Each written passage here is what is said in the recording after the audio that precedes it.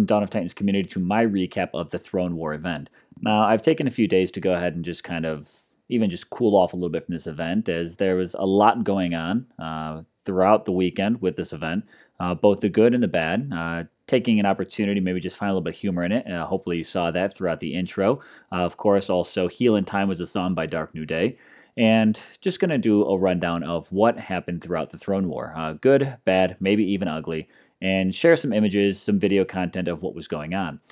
Leading up to the event, I thought Natural Motion had it really well. They had each one of the thrones slowly rising up out of the storms, introducing us to what these thrones would be. So here we see the Life Throne, again with its Tree of Life, so to say. Then we had the Wealth Throne that was slowly rising up as well. Each one of these thrones, I thought, honestly had some really good detail put into them for what they were going to showcase and the artwork put into it.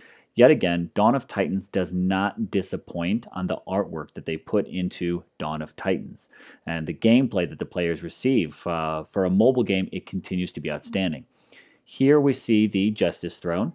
Again, showing off every bit of detail that they even highlighted in the posters. The War Throne still looking, again, as cool as ever. And as they continue to rise up and as time went on, these thrones slowly progressed higher and higher out of those storms, which, again, I thought was a really cool feature. It was a great way to introduce the thrones rather than just having you log in and all of a sudden, boom, these thrones are right there now, added to the gameplay. And finally here we had the Death Throne, probably one of my personal favorites of all. So it started off really well. The goal was that they were going to introduce only one day left, and we saw as this event came around that Artissima returns and gives us her narration of how to actually participate throughout the Throne War event. So our Temesia, whatever her name is, pops back up and walks us through each one of these thrones. So as they slowly continue to creep up, and again, this is where we saw maybe some of the first bit of glitching that went on, or at least I experienced this myself, as you can see in the video here, that the thrones kind of slowly twitched, again, as they worked their way up. Still looking cool. The storms themselves were moving. As Artemisia, maybe that's it, Artemisia? Whatever. Artie here kind of continues to give us this highlight of what is going to happen in the event. We learn all about each one of the different thrones. We learn about how to contend with it. And again, we watch these thrones progress. So as we went into the game, we got the rundown of the thrones. We learned about crowns, and these crowns themselves are very similar to collecting souls through a soul event. So we learned that you earn the crowns by contending for a throne, by raiding the lands. We, again, get the knowledge that we can earn the Divine Gems. We have the opportunity to get these legendary relics and even all new Titans. These legendary relics were the introduction to the 5 stars officially in-game, and also the introduction of the knighthoods into the game and what will go along with that, from being the ruler to the defender of the realm, master of justice, etc., etc. 26 knighthoods in all, and confirmation that that first place team would receive the gold garrisons, so in the castles out there on the map. Now, one thing that I actually myself had suggested is that as you went through the event, that maybe even a second or third place can earn recognition for this. Maybe a second place get silver castles, or third place get bronze castles, but maybe having a little bit more of a sensation of, achievement throughout rather than just either being in first or essentially not. So here we saw each one of the thrones just as they were scattered around the map. Again, the animation itself is really cool. We're still looking like our pretty traditional world map. Nothing too special here other than these thrones have now kind of pushed all the other competing teams in the season back a little bit, and these thrones kept themselves just in that little arc motion right around that center castle on the world map, which also got its own unique change for that event. The castle in the center was replaced with what we typically see either as one of these various types of castles based on the league that you actually might be in, but it does change itself for the event. Here we also get an opportunity to see the anchoring in effect, that when the Throne War was introduced in the game, we did have the opportunity to begin the anchoring process and protect our lands from capturing. Unfortunately, at this point in time in the game, anchoring has also been removed right along with the Throne War event itself. So as the Throne War progressed, we got to see each one of the thrones. They officially came up and out of the clouds. Again, they still had maybe just a little bit of jumping to them, but it wasn't as bad as we saw when it first came up. But could have been an early hint that this event was going to maybe not run as smooth as hoped. Now, I think many players did have the expectation that the first couple hours certainly was going to bog it down. We see this happen during almost any other event, that the first couple hours comes with a few crashes here and there. But I don't know if anyone really was fully prepared for what Throne Wars was going to experience in its time. Again, each one of those castles in all its glory. At this point in time, the castle in the center still maintained its current view, but as we go through the process, and once Throne Wars itself officially launched, Artemisia, right, we're going to go with that, came back and told us, well, Throne Wars is now live. It's begin to start contending, start going after these divine thrones, earning your divine gems, and learn all about the event. So kicking off from it, our alliance got a decent start for where we were at. We were competing in the Masters League, so with it, we had a pretty solid start. I think many people were feeling relatively well about it. You know, we were within the top 10, which was a pretty fair competition for where we were going. But here, Artemisia came through and gave you the entire rundown of what this event was going to offer, how the leaderboard worked, how contending your lands would work, what the throne process itself was all about. And here, being the Throne of Life as one of the examples, the opportunity to go through and learn all about the contending process. With it, you had the opportunity to call upon your lands, either individually, or you're able to select multiple lands and contend all of them to any given throne of your choice. So here I'm just going to speed up a little bit of this gameplay because it is something we all are relatively familiar with now, as long as you get an opportunity to play the event. But you have to choose your throne, highlight each and every one of the lands of your zone that you wanted to contend, making sure that you offer any defenses. Now, this is one thing I myself learned, is loading out the defenses only offered maybe just a couple hundred extra boosts that when you're working with mid-level lands, and I'd say mid-level being anywhere from, let's say, 15 to 20, that the defense of the troops might not have been worth the sacrifice.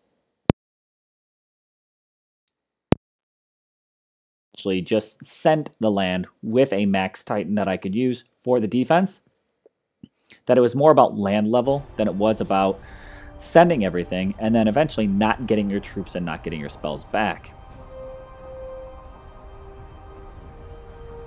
Now, as we continue to learn about the event, we learn how to monitor the timer, how to monitor your rank and position throughout the event, and everything that you needed to know of how to actually earn the crowns. Once we knew a bit more about the crowns, we had the opportunity to learn from Artemisia what the individual progress would be for this event and the various milestones.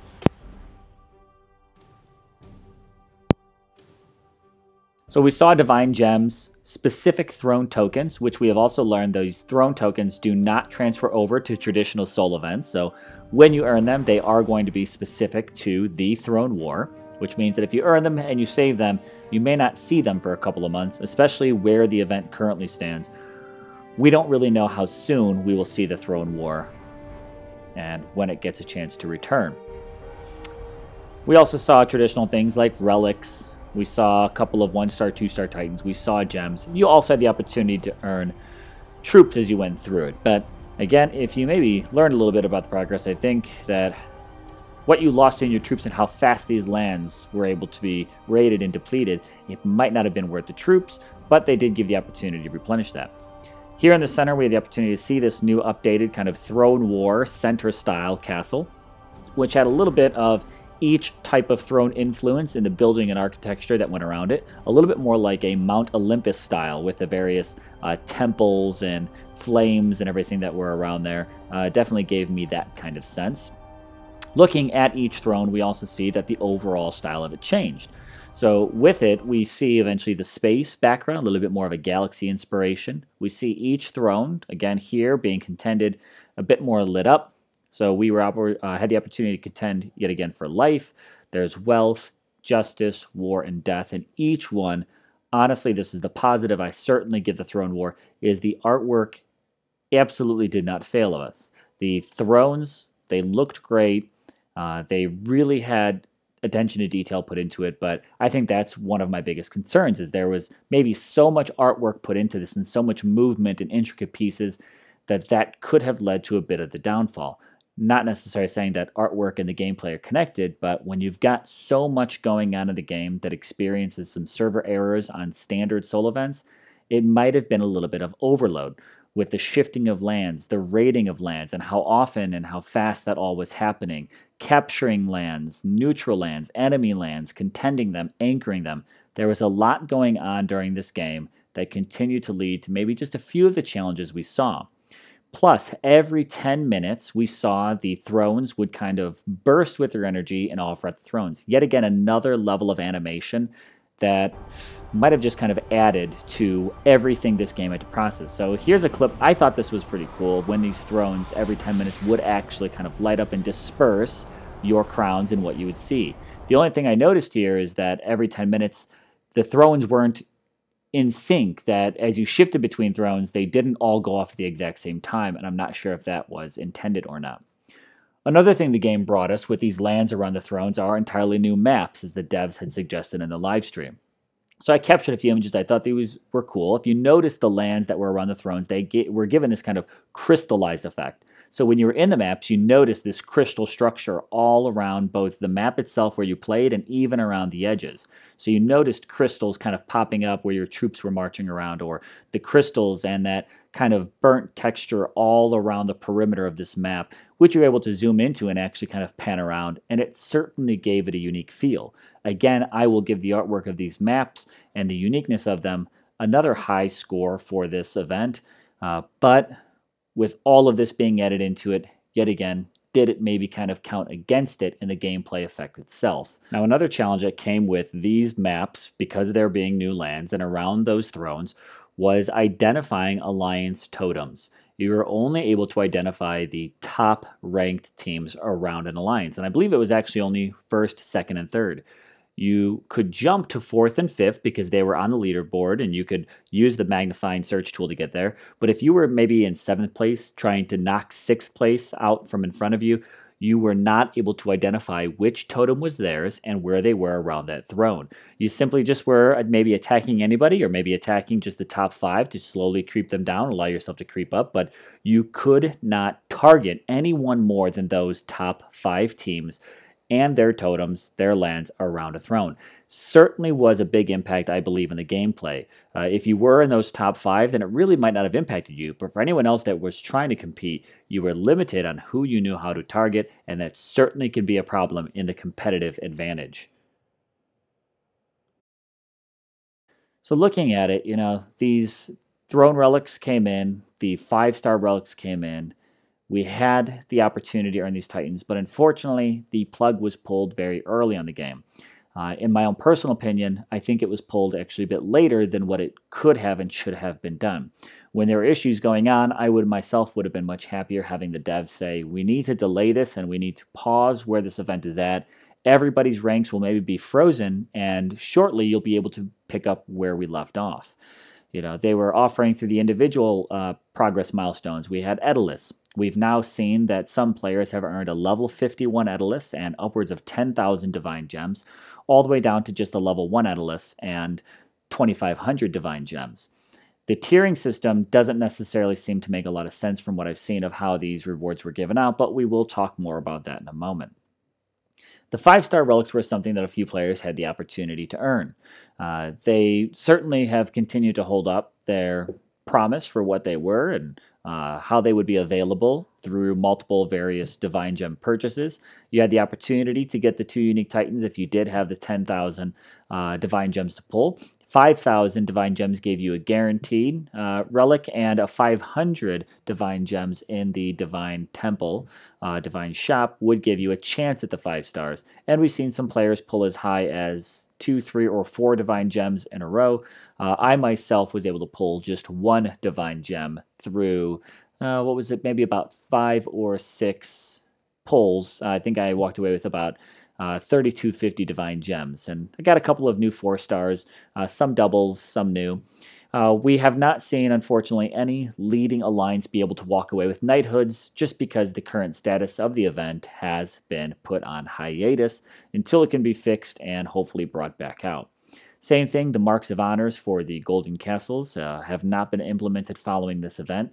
I know certainly players were looking for it for their current rank, but unfortunately, because teams just didn't even have the opportunity to participate in the event, there really could not have been a #1 rank overall. Not having the chance to compete or even finish an event certainly left a lot of time where things could have shifted. So having the devs kind of offer opportunities to apologize have come up because players were littered with a lot of server errors. These server errors, I know I experienced several times where I think for almost a solid maybe 12 to 18-hour window or so, I was never even able to get in the game.